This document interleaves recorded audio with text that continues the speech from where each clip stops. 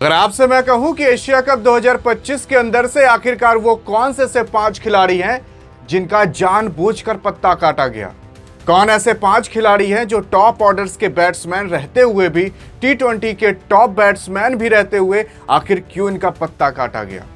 क्योंकि अब ये 5 खिलाड़ी ऐसे हैं जो आपको एशिया कप खेलते हुए दुबई के अंदर दिखा ही नहीं देंगे, क्योंकि इनको दुबई जो यूएई के अंदर मैच होने जा रहा है वहां पर ले ही नहीं जाया जाएगा। लेकिन सवाल उठता है क्यों और कौन से ऐसे खिलाड़ी हैं? तो देखो, अगर एशिया कप 2025 आपको ना पता हो तो एशिया कप 2025 इसी 9 सितंबर से 28 सितंबर के बीच होने वाला है। इसके अंदर 19 अगस्त को, जब वो दोपहर का समय था, जब आपके सूर्य कुमार यादव बीसीसीआई के साथ बैठकर पूरे के पूरे स्क्वाड का ऐलान कर दिए थे। उसी के साथ साथ ये भाई साहब भी कप्तान बन चुके हैं इस एशिया कप 2025 के अंदर। तो उसी के साथ साथ ये एशिया कप इसी सितंबर 9 तारीख से स्टार्ट होने वाला है। लेकिन अगर आप ये देखना चाहोगे कि भाई आपके चीफ सेलेक्टर अजीत अगरकर ने क्या कहा, तो ये भाई साहब भी जब टीम सेलेक्ट हो रही थी तब ये भी बैठे थे और अजीत अगरकर ने कहा कि देखो, टीम तो अनाउंस हो चुकी है, वो 15 सदस्यों की टीम, लेकिन उसी के साथ साथ ऐसे कौन से 5 खिलाड़ी हैं जिनको हम ले ही नहीं जाएंगे, वो भी इन्होंने साथ साथ बता दिया। लेकिन आखिर क्यों नहीं ले जाएंगे वो भी आपको आगे पता चलेगा। लेकिन सबसे पहले आप ये देख लीजिए कि आखिरकार भारत किसके साथ और कब मैच खेलेगा। 9 सितंबर को एशिया कप स्टार्ट होना है, लेकिन 10 सितंबर को ही भारत का मैच हो जाएगा पहला, वो भी किसी और के नहीं बल्कि यूएई के साथ। फिर उसके बाद पाकिस्तान के साथ हो जाएगा 14 सितंबर को, और फिर उसके बाद 19 सितंबर को हो जाएगा आपका ओमान के साथ। ये 3 मैचेस ऐसे हैं जो कि फिक्स हैं, जो आपके होने ही होने वाले हैं, चाहे किसी भी कंडीशन में ये मैच होकर ही रहेगा। फिर अगर इसके अंदर भारत जीत जाता है और आगे सेमीफाइनल या टॉप 4 में चला जाता है, जिसे हम दूसरी भाषा में कहते हैं टॉप 4, तो फिर भारत 3 मुकाबले और खेलेगा, फिर फाइनल में चला जाएगा, फिर 1 मुकाबला और खेलेगा, यानी कि पूरे के पूरे एशिया कप के अंदर टोटल 7 मुकाबले खेल सकता है। लेकिन अब सवाल उठता है कि इन 7 मुकाबले में वो 5 खिलाड़ी कौन है जो आपको दिखाई नहीं देंगे। तो पहले खिलाड़ी का नाम सुनोगे तो आप हैरान हो जाओगे, तो सोचो अंतिम वाला कितना आपके दिल के करीब होगा। पहला कोई और नहीं बल्कि आपके जायसवाल साहब हैं। वो जायसवाल साहब जो कि इंग्लैंड के साथ जब खेले थे, इंग्लैंड के खिलाफ जब खेले थे, तो वहां पर पूरी की पूरी इंग्लैंड टीम को अकेले धोकर रखना आया था। एक सीरीज के अंदर 2-2, 3-3 शतक ये लोग मार रहे हैं, 7-7, 8-800 रन मार रहे हैं। तो आप खुद सोच सकते हो कि आखिरकार अगर ये टी20 के प्लेयर टी20 के अंदर अगर आकर खेलेंगे तो क्या कमाल करेंगे।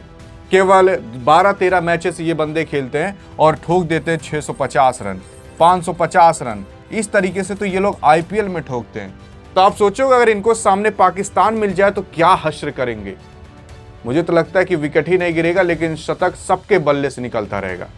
टी20 वर्ल्ड कप हो, चाहे चैंपियंस ट्रॉफी हो, चाहे जो हो, सब में ये लोग बंदे उम्दा परफॉर्मेंस करते हैं। और आपको जायसवाल बताने की जरूरत नहीं है कि जायसवाल किस लेवल का खिलाड़ी है। जिस मैच में चला उस मैच में तो शतक पक्का और उसी के साथ साथ जीत भी पक्की है। लेकिन हाल फिलहाल अभी आपके जायसवाल साहब को निकाल दिया जा चुका है टीम इंडिया से। लेकिन कारण जो बताया गया वो कारण ये बताया गया कि देखो यार, एशिया कप के अंदर स्ट्राइकर और नॉन स्ट्राइकर काफ़ी ज़्यादा हो गए थे। आपके शुभमन गिल हैं, आपके संजू सैमसंग हैं, जितेश शर्मा, वो नहीं स्ट्राइकर नॉन स्ट्राइक कर सकते, लेकिन उसी के साथ साथ अभिषेक शर्मा। लेकिन अगर जायसवाल को भी ले लिया जाता तो टोटल 4 से 5 ऐसे खिलाड़ी हो जाते जो आपके स्ट्राइक या नॉन स्ट्राइक पर उतरते। तो किसी न किसी को बाहर भेजना ही था, तो इस वजह से आखिरकार जायसवाल को ही भेज दिया गया और कहा गया कि जैसे ही एशिया कप खत्म होगा उसी के 4 दिन बाद वेस्ट इंडीज के साथ टेस्ट मुकाबला होगा, उसके अंदर जायसवाल को वापस से रखा जाएगा। दूसरे नंबर पर कोई और नहीं बल्कि प्रसिद्ध कृष्णा आते हैं। हाल फिलहाल अभी इनको टीम इंडिया के टेस्ट के अंदर डेब्यू कराया गया था। शुरुआत में तो काफ़ी रन इन्होंने ठुकवा दिया था, लेकिन लास्ट के कुछ मैचेस के अंदर अपने उस गलतियों को सुधार कर काफ़ी ठीक परफॉर्मेंस किया था। लेकिन उसके बाद लोगों ने कहा कि यार अगर इसी तरीके से आप पिटवाते रहोगे और आपको टीम इंडिया के अंदर मौका दिया जाएगा और पता लगा आप 1 से 2 मैच के अंदर और पिटवा दिए, तब तो मैच ही हम हार सकते हैं।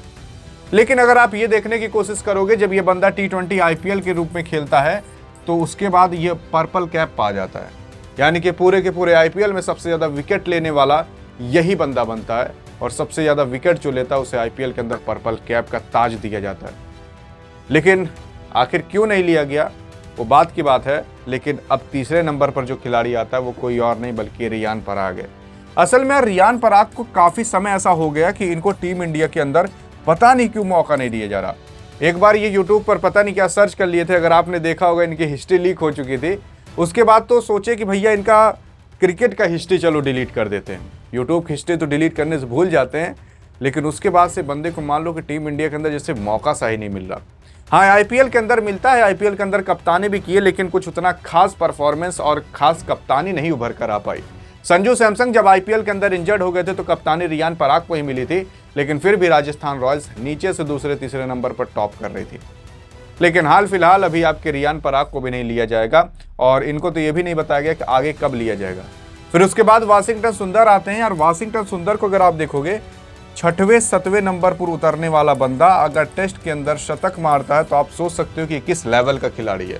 विकेट में भी 3-4 अगर विकेट लेता है तो आप समझ सकते हो किस लेवल का ये बॉलर है। लेकिन फिर भी एज अ ऑलराउंडर के तौर पर इस बंदे को नहीं लिया गया। लेकिन आप देखो यार, कुछ लोगों का करियर कैसे डूबता है ना। अच्छा परफॉर्मेंस करने के बावजूद भी आपको इसलिए नहीं मौका मिल सकता क्योंकि आपसे भी टॉप लेवल के खिलाड़ी बैठे हुए हैं। जैसे अगर इनको ऑलराउंडर के तौर पर मौका मिल गया तो आप ये खुद सोच सकते हो कि हार्दिक पांड्या को तो बाहर निकालो या तो अक्षय पटेल को बाहर निकालो, तो इन दोनों को तो आप बाहर निकाल नहीं सकते। लेकिन जब तक ये बाहर नहीं निकलेंगे तब तक ये भाई साहब एंट्री नहीं मार सकते। तो वाशिंगटन सुंदर टी20 के अंदर कितना भी अच्छा कर ले किसी भी मैच में, लेकिन जब तक हार्दिक पांड्या अक्षय पटेल हैं तब तक मुश्किल है इनको मौका मिलना। हाँ, टेस्ट और ओडीआई के अंदर भले मिल सकता है। फिर एट द एंड कोई और नहीं बल्कि आपके ध्रुव जुरैल आते हैं। ध्रुव जुरैल वही खिलाड़ी हैं जो कि अभी हाल फिलहाल टेस्ट के अंदर इनको लिया गया था लेकिन मौका नहीं दिया गया। हाँ, एक बार मौका दिया गया था कीपिंग करने के लिए, क्योंकि जब आपके ऋषभ पंत इंजर्ड हुए थे तो उसके बाद विकेट कीपर कोई ना कोई चाहिए जरूर था, तो उस टाइम विकेट कीपिंग के रूप में आपके ध्रुव जुरैल को लाया गया था। लेकिन अब कहा जा रहा है कि भैया वहाँ आपको केवल इंजरी की बदौलत लाया गया था, बाकी आपको वहाँ पर भी मौका नहीं दिया जाता। और एशिया कप 2025 के भी अंदर ध्रुव जुरैल को मौका नहीं मिला है और आपको ये खेलते हुए नहीं दिखेंगे। तो ये टोटल ऐसे 5 खिलाड़ी थे जो 5 खिलाड़ी इस बार एशिया कप के अंदर नहीं दिखेंगे। उसी के साथ साथ और अन्य खिलाड़ी हैं, लेकिन वो सब आगे मौका पाएंगे, इस वजह से उनको नहीं रखा गया। जैसे आपके के राहुल हो गए, मोहम्मद शमी हो गए, वो तो इंजर्ड अभी चले रहे हैं। बहुत सारे ऐसे प्लेयर हैं जिनको मौका नहीं मिला है। लेकिन देखो, अब टीम इंडिया यार सबको ठूस कर तो भर नहीं लिया जाएगा कि चलो भाई 15 लोग खेलो, 20 लोग खेलो। किसी न किसी को छोड़ा जाएगा, किसी न किसी को आगे मैचेस के लिए रखा जाएगा। मोहम्मद सिराज को भी देखो ड्रॉप किया गया है। लेकिन हाँ, ये कहा गया है कि अगर मान लेते हैं कि वो 15 सदस्यीय टीम में से कोई ऐसा इंजर्ड हो जाता है 1 से 2 लोग और उसका हमें स्वरूप कोई मिल नहीं पाता, तब इन लोग को ट्राई मारा जा सकता है, इन लोग को बुलाया जा सकता है दुबई इंटरनेशनल स्टेडियम में खेलने के लिए एशिया कप। लेकिन अगर कोई तगड़ा इंजर्ड होता है और उसका रिप्लेसमेंट कोई मिल नहीं पाता, तब जैसे के राहुल, मोहम्मद सिराज और बाकी अन्य प्लेयर को बुलाया जा सकता है। जैसे कि अगर मान लेते हैं कि आपके जसप्रीत बुमराह इंजर्ड होते हैं तो एक बार मोहम्मद सिराज के बारे में जरूर सोचा जाएगा। बाकी आपको क्या लगता है कि आखिरकार किसे लेना चाहिए था और तो किसे और ड्रॉप करना चाहिए था? देखते हैं आपकी राय क्या है, आपकी राय सही निकल पाती है कि नहीं। लेकिन हाँ, उससे पहले सबसे आवश्यक सूचना आपके लिए, अगर आप इसी तरीके से जुड़ना चाहते हो और एक भी अपडेट मिस नहीं करना चाहते क्रिकेट की, तो आपके लिए हमने एक फ्री का व्हाट्सएप चैनल बना दिया है जहां पर आपको हमेशा अपडेट मिलती रहेगी। अगर चाहिए वो अपडेट तो उसका लिंक आपको डिस्क्रिप्शन और पिन कमेंट में मिल जाएगा।